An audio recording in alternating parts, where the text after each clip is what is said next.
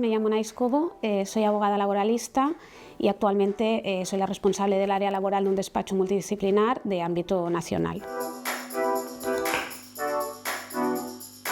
Como sabéis, desde el año 2019 existe en España la obligación de registrar la jornada, que supone básicamente registrar la hora de entrada y de salida y de todas aquellas pausas que no supongan tiempo efectivo de trabajo durante la relación laboral, ¿no?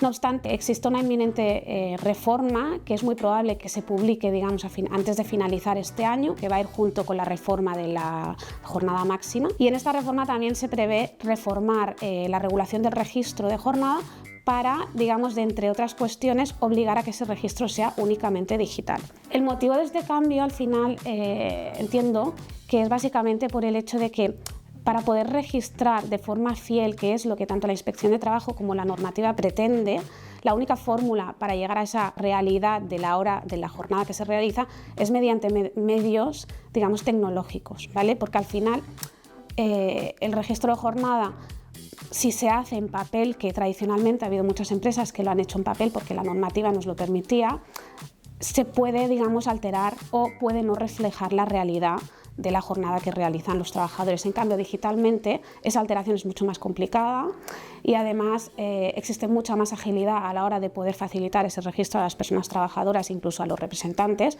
cuestión que la nueva normativa prevé. La anterior ya lo preveía, pero ahora por escrito y de forma mucho más contundente, y además también va a permitir que sea mucho más ágil ese control por parte de la Inspección de Trabajo, por ejemplo.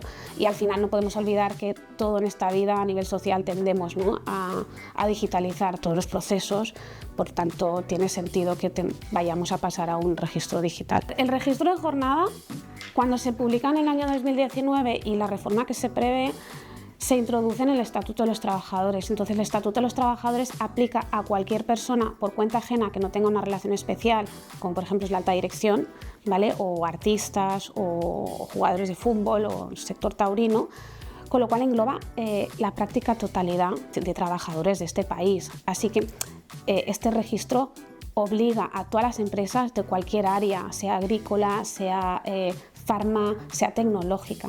Como podéis comprender, al final existen muchas tipologías de trabajo y ahí viene, ¿no?, la complejidad del registro, pero en realidad aplica a todo el mundo.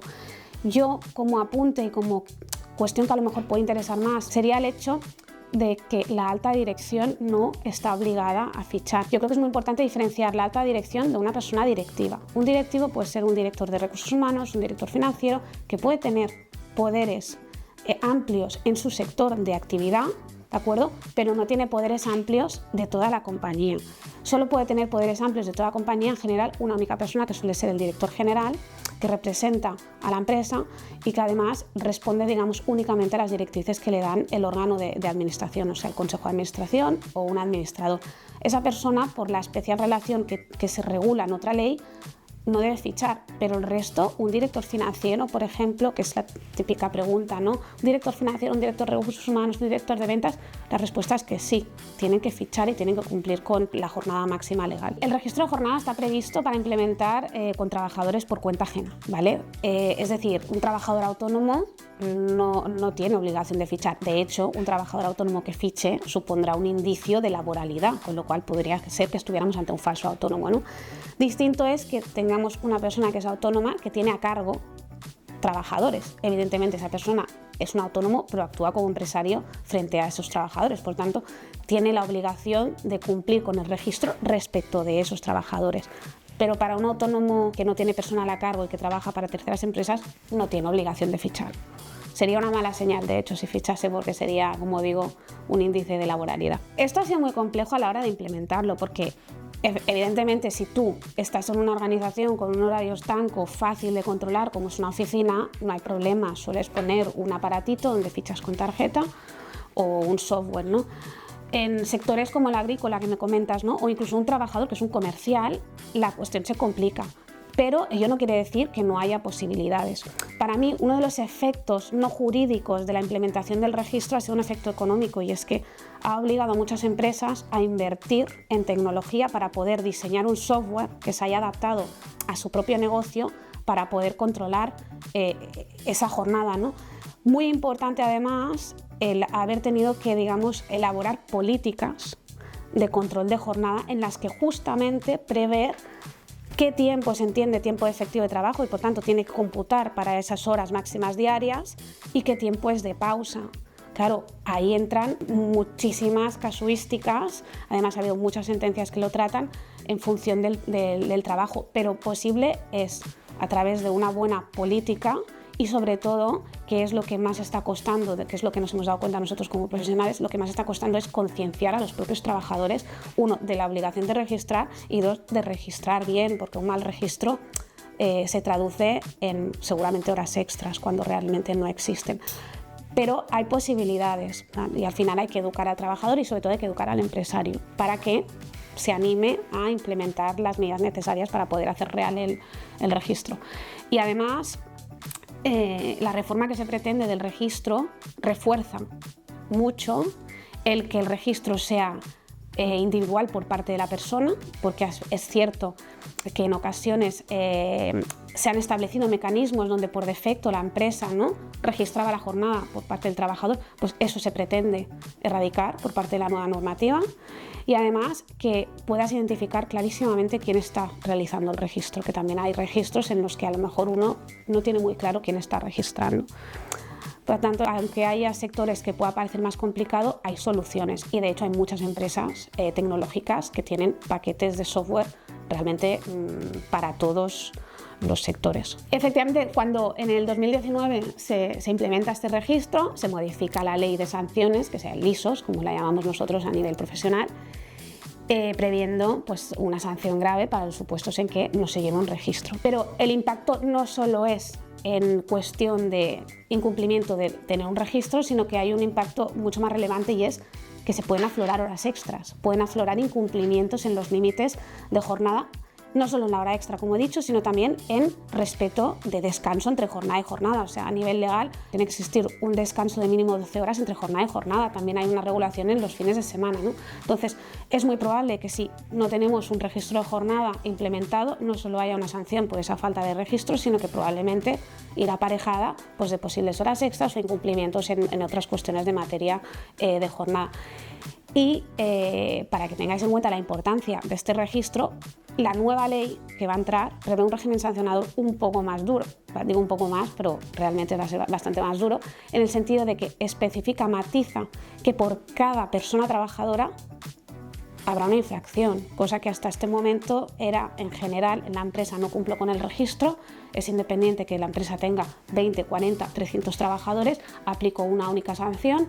Ahora parece ser que no, va a ser por cada trabajador, se va a poder considerar que existe una infracción y además se matiza en el sentido de considerar que por el hecho de tener un registro que no refleja la realidad de las horas, es decir, un registro insuficiente, deficiente, ahí también va a haber posibilidad de sancionar, cosa que hasta ahora la inspección no sancionaba. ¿Por qué? Porque de algún modo entendía que pese a no ser un registro correcto, existía un registro. Ahora no, ahora esa deficiencia también puede ser sancionable. El régimen sancionador es en principio hacia la empresa, ¿no? Es decir, si nosotros como empresa disponemos de un registro que no refleja la realidad, la sanción va a ser para la empresa, ¿vale? Yo lo que recomiendo a los clientes es que para aquellos trabajadores que no quieran fichar, ¿vale? Porque hay muchos trabajadores que no fichan porque se olvidan, porque no quieren o porque lo hacen mal por desidia o por cualquier motivo, es susceptible de sanción hacia los trabajadores. De hecho, yo lo recomiendo porque al final, si yo no tengo un registro que cumple con la normativa, la sanción se la lleva la empresa. Con lo cual tú como empresa tienes la obligación y tienes el derecho de sancionar a tus propios trabajadores, incluso despedir. Yo he llevado procedimientos de estos por fichar mal, manipular los fichajes, porque claro, al final aquí estamos hablando todo de la óptica del trabajador y garantías, pero también la empresa tiene que tener algún tipo de garantía, ¿no? O sea, yo he visto despidos declarados procedentes por trabajadores que han manipulado el registro, ¿de acuerdo?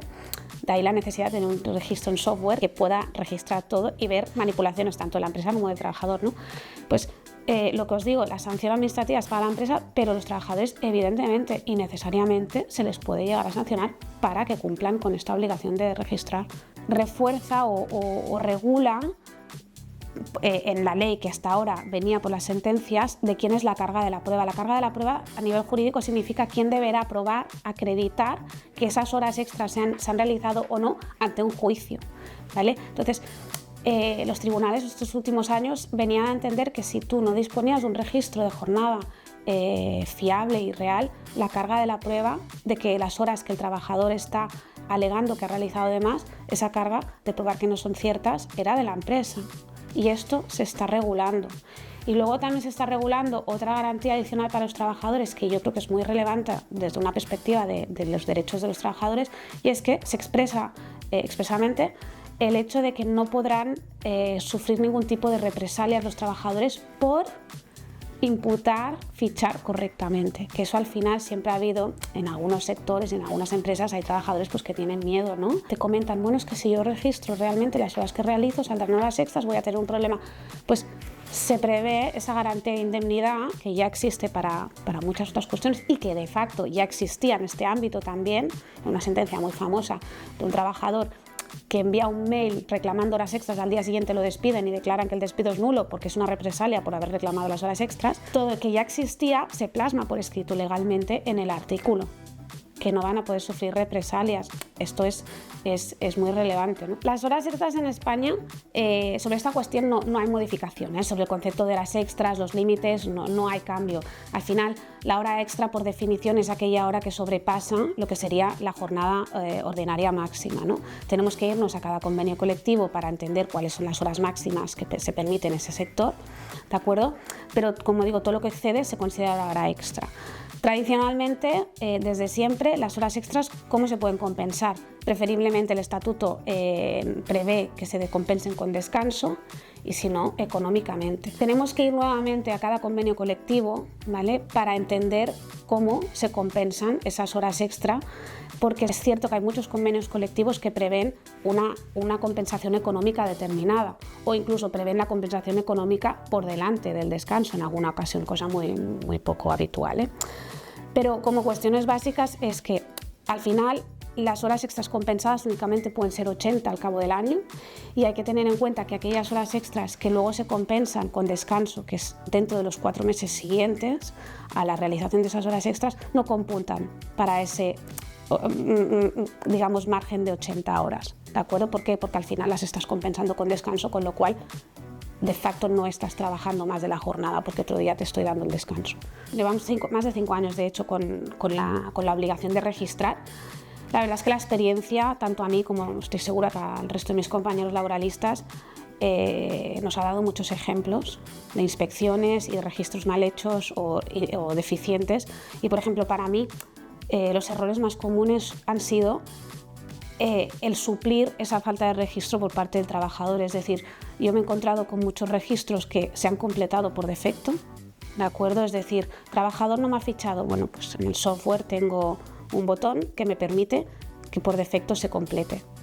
Es muy fácilmente detectable porque el registro lo que pretende es saber con exactitud la hora de entrada y la hora de salida, con lo cual si tú completas una jornada de entrada a las 9:00 y sale a las 18:00, no es real, ¿vale? Entonces, esas suplencias de los registros de forma automática no es dar cumplimiento a la normativa. Luego también muchas empresas han establecido un sistema de hacer que siempre se fiche a las 9:00, 8:00 y finalizas a las 17:00, 18:00. Ese tipo de registro lo coge la Inspección de Trabajo y directamente ya detecta que no hay un cumplimiento real de la normativa.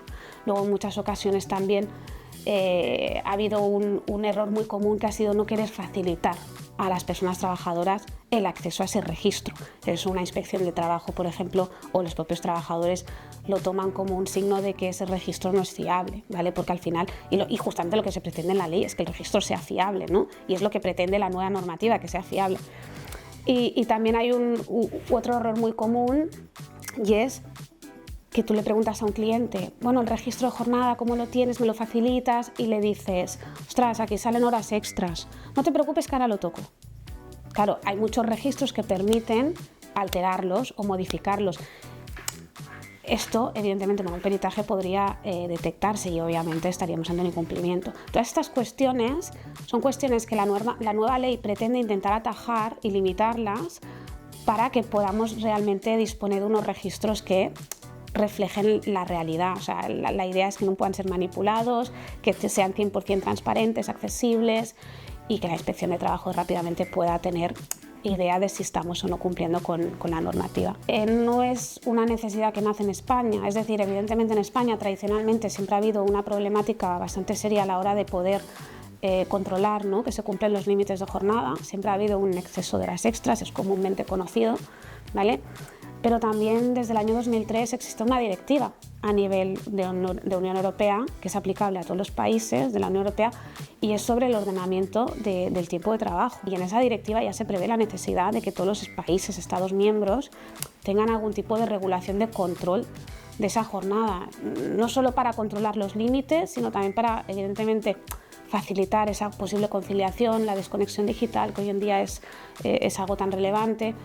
Y es a través de estos mecanismos que se consigue, ¿no?, además de también poder dar al trabajador herramientas para su propia defensa, que hasta ese momento no existía. No había por parte del trabajador un mecanismo de prueba ante un juzgado, ante una inspección, para hacer valer sus derechos y, oye, yo trabajo muchas más horas de las que legalmente se me exigen. Con el registro eso se consigue, ¿no?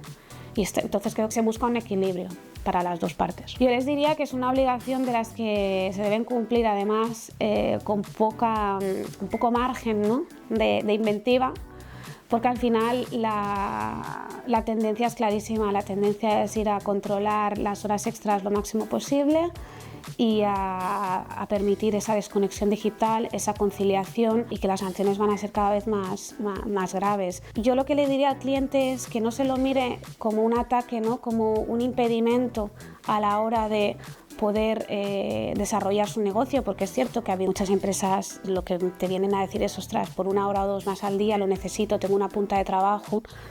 Al final yo creo que hay que mirar la otra cara de la moneda, ¿no? Es dar entrada también en el mercado laboral a otras personas. Es verdad que hay más coste, pero y es tener ese balance en lo que es la vida personal de la profesional.